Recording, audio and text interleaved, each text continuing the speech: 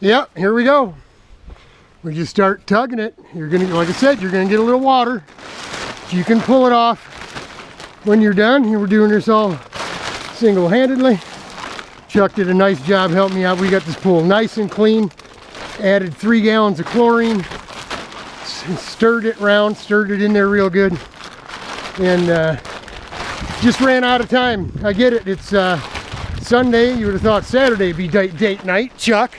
But hey, it was last minute. I called him last night and asked him if he can help me out. So I'm just fortunate I got friends that'll come, you know, even if they got a limited amount of time. It's better than nothing. Thanks, Chuck.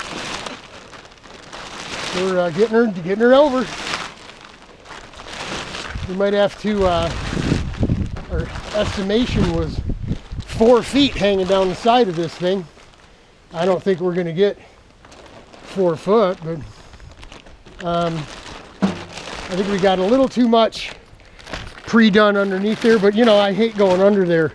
So if we did a little too much under there, we can always bring it back a little bit, but there you go. There you go. She's coming right around.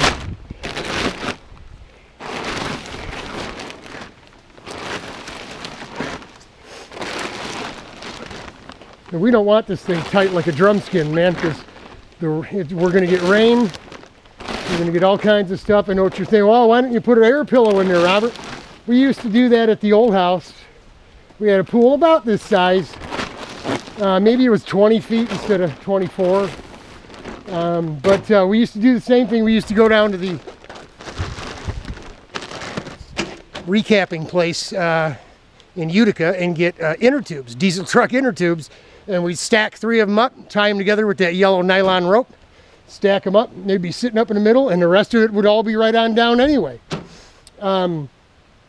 Once it gets leaves and rain, snow, it's going to sit right down on the surface of the water anyway. So you just, the hard part is when it comes time to take it off, you're going to have some brown water up in here, leaves and crap.